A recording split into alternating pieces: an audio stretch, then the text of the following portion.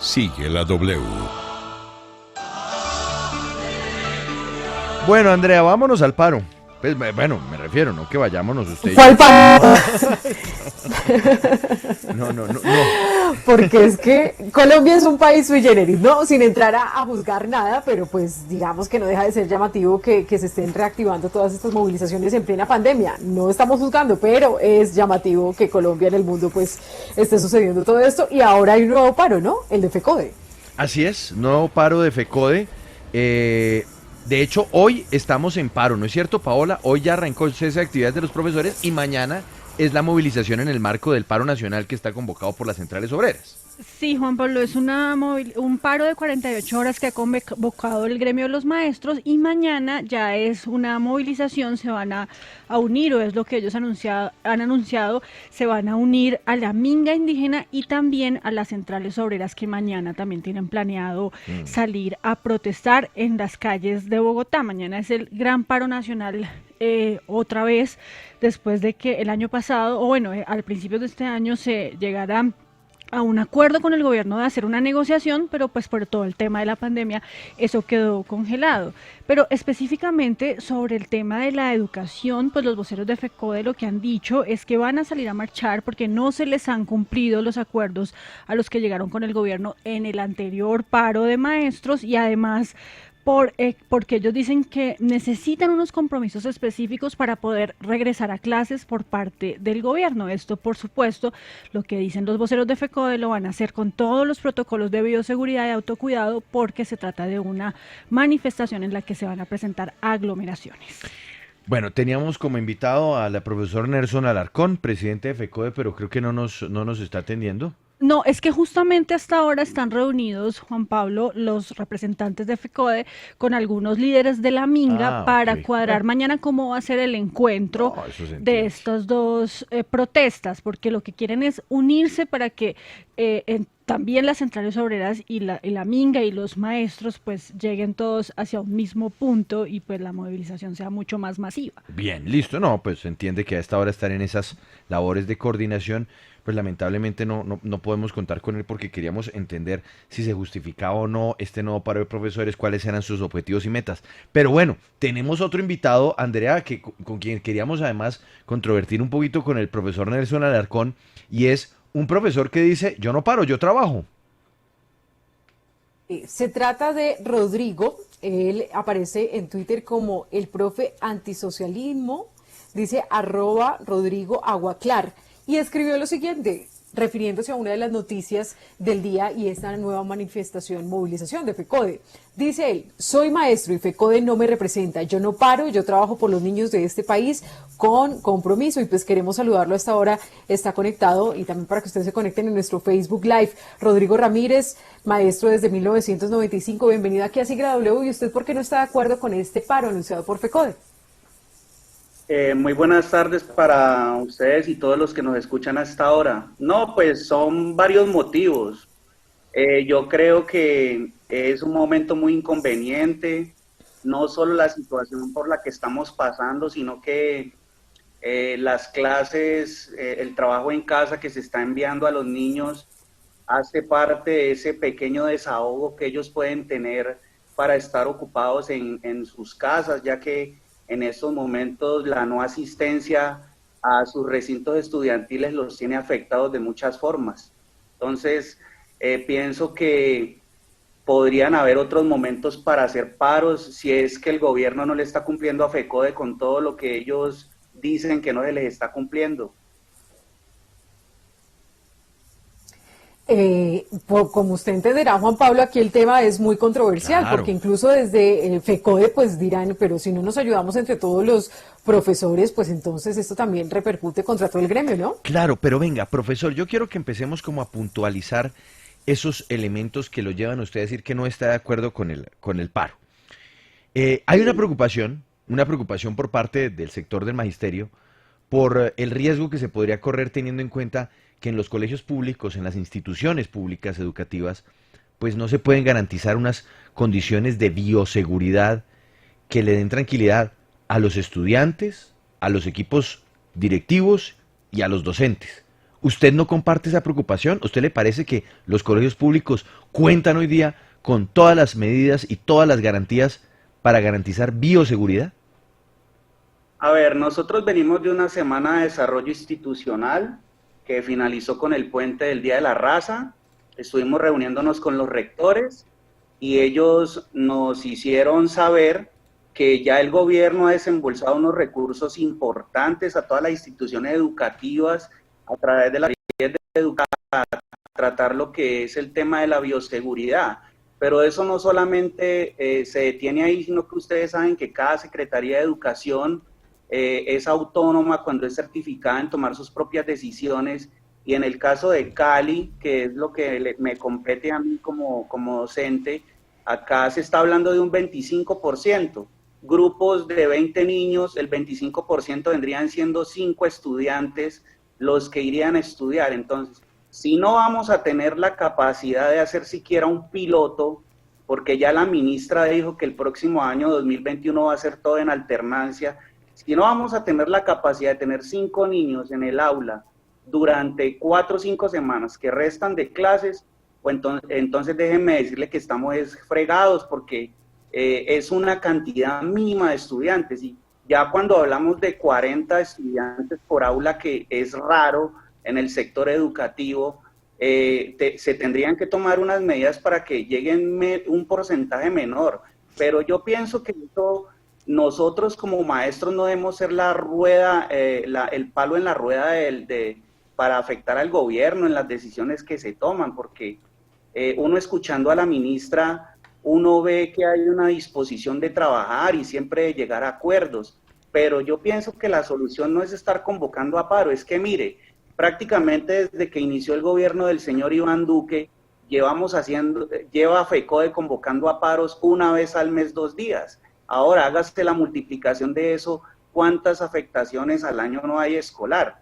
Aparte de todas las que se dan por otras situaciones. Entonces, déjame decirte que hay muchas formas de cómo llegar a acuerdos sin estar afectando el servicio educativo de los estudiantes, que entre otras cosas, el derecho a la educación es un derecho fundamental de los niños. Sí, profesor, precisamente sobre eso que usted dice, bueno, el tema de la plata, sí, el gobierno ha anunciado en varias oportunidades unos recursos adicionales, pero lo que se quejan tanto los dueños o los rectores de las instituciones y los profesores es que es muy difícil acceder a estos recursos, porque además se canalizan por las secretarías de educación y entonces no llegan tan fácil a quienes realmente los necesitan para poder adecuarse. Pero bueno, usted dice que hay otras formas para lograr acuerdos y no haciendo paros. ¿Cuáles son esas otras formas? ¿Qué propone usted para que el gobierno escuche a los maestros, a un gremio que cuando sale a protestar para que se beneficien todos y para que todos los profesores estén en mejores condiciones? A ver, primero que todo, hay paros que son justificados. O sea, eso no lo vamos a negar. A veces el gobierno, no solo sino los anteriores, han sido nefastos con el trato a la educación. Pero mire, por ejemplo, lo que pasó ayer. Se acaba de aprobar uno de los presupuestos más altos en la historia de Colombia para la educación. Presupuesto que viene creciendo gradualmente y exponencialmente desde el último año de Juan Manuel Santos. Entonces, se están colocando los recursos.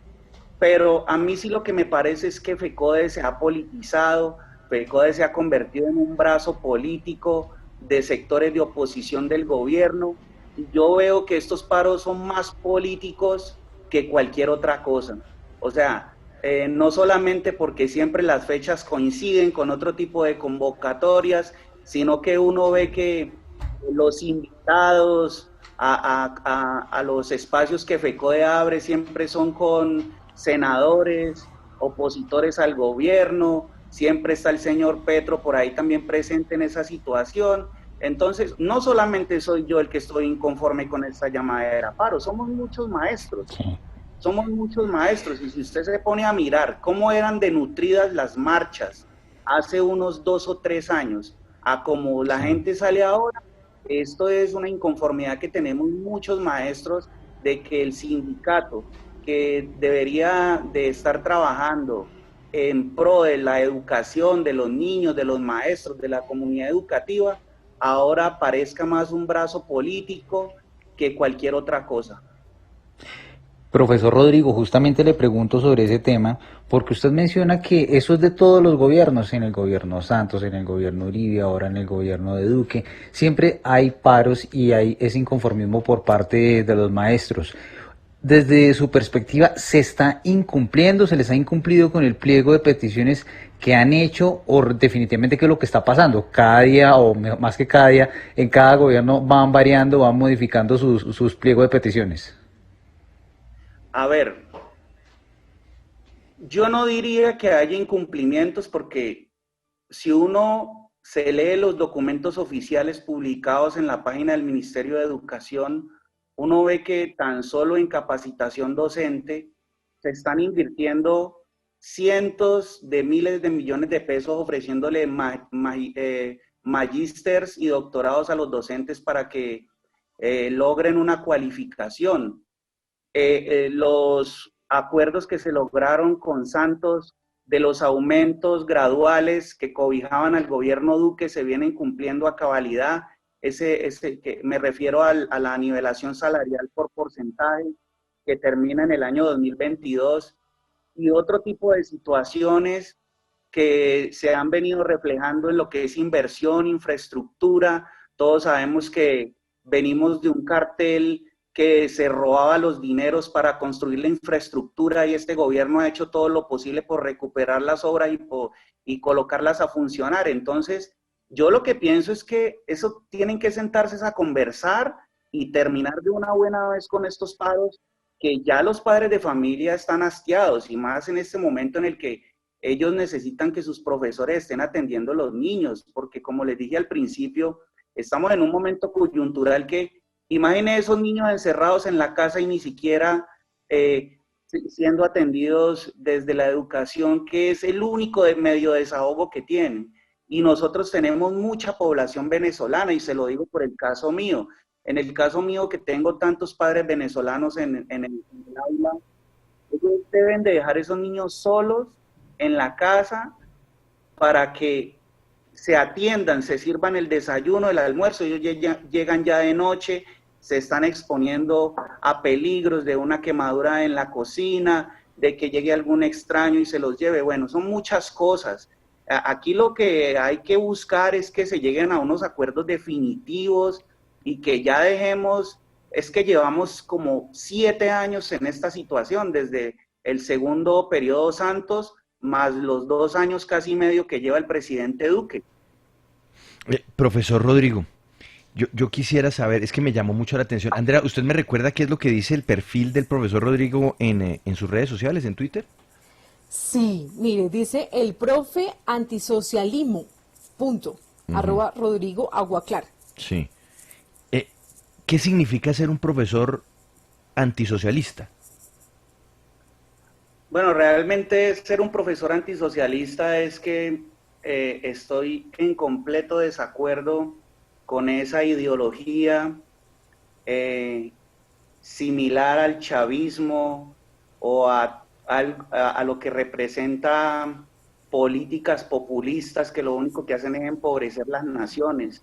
Estoy en completo desacuerdo con ese matrimonio gobierno y grupos subversivos y no con la búsqueda de una paz verdadera que le permita a los ciudadanos tener tranquilidad sin regalar curules en el Congreso y sin estar tragándonos sapos, como lo llamó el presidente Santos, de tantos crímenes atroces y de lesa humanidad, como hoy vemos a los señores de las FARC sentados en el Senado, confesando ahora último hasta el crimen de Álvaro Gómez Hurtado y que no pase nada. O sea, realmente yo pienso que, aunque ustedes lo sacan a colación, la ideología mía para yo ser educador no tiene nada que ver y puede generar controversia cómo yo manejo las redes sociales, pero siempre y cuando yo no lleve eso al aula, yo pienso que... Eso quería preguntarle. ¿Usted lleva eso al colegio? ¿Usted comenta esto con sus alumnos? Nada, yo en eso me diferencio mucho del profesor de ideología de izquierda. Yo jamás he tenido ese tipo de situaciones con los estudiantes, nunca les hablo de mis preferencias políticas, solamente me dedico a lo que es el trabajo en el aula, tratar de sacar unos buenos proyectos. Estuve 13 años trabajando en una vereda, sé lo que es levantar una escuela del polvo hasta dejarla con bachillerato, computadores y con internet en una zona roja de difícil acceso. Yo pienso que nosotros llegamos al magisterio, es a trabajar.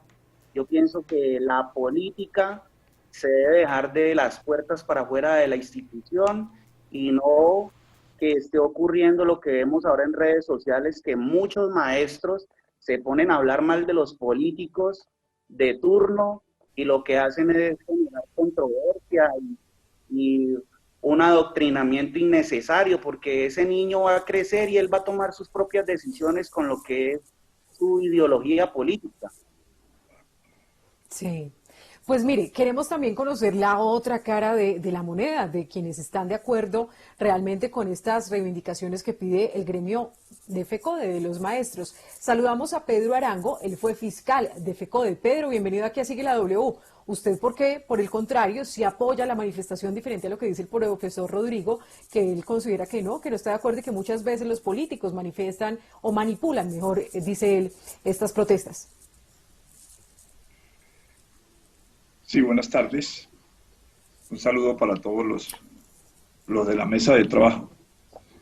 Sí, efectivamente el tema es, son los derechos fundamentales de la gente.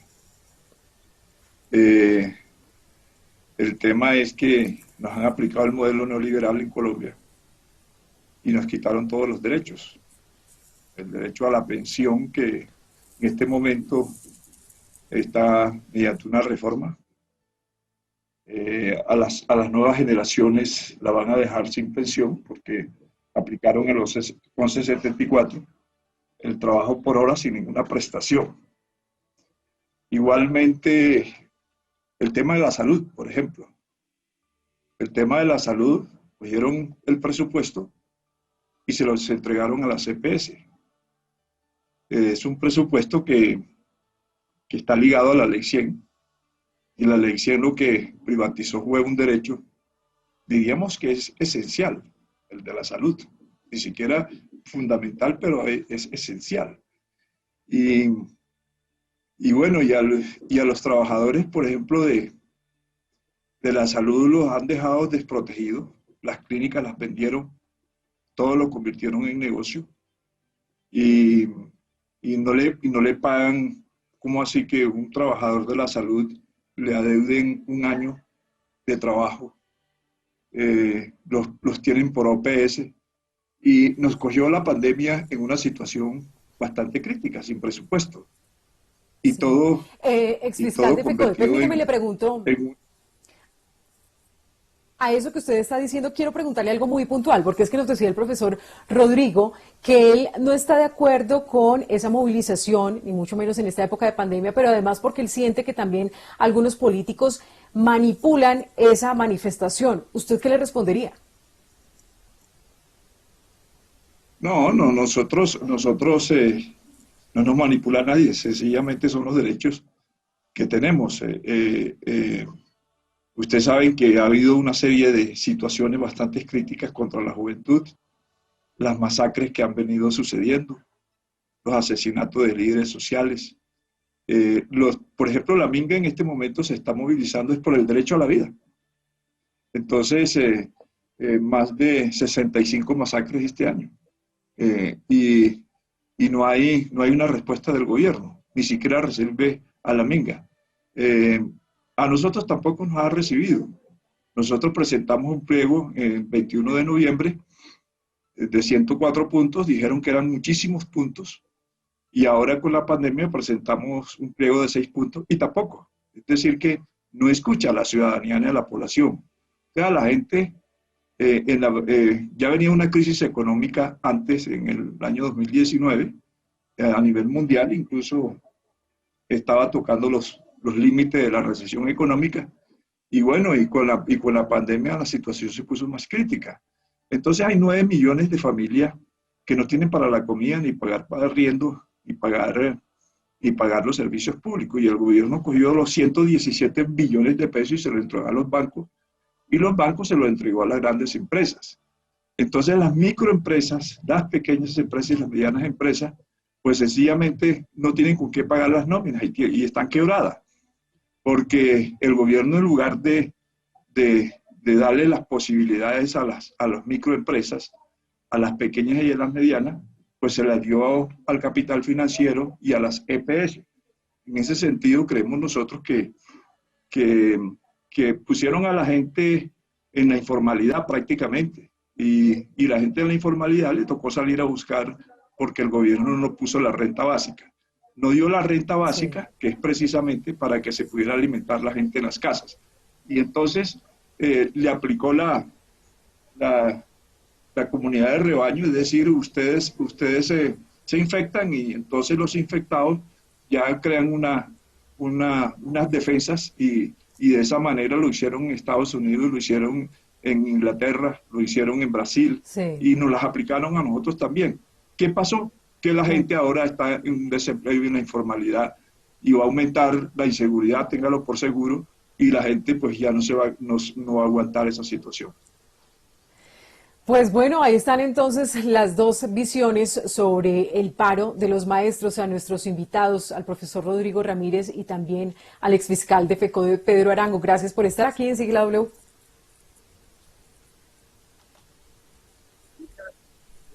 Bueno, gracias a ustedes. No sé si tengan alguna otra pregunta, con mucho gusto. Sí, profesor, es que ya nos quedamos sin tiempo, pero le agradecemos mucho por estar con nosotros. Hacemos una pausa, regresamos.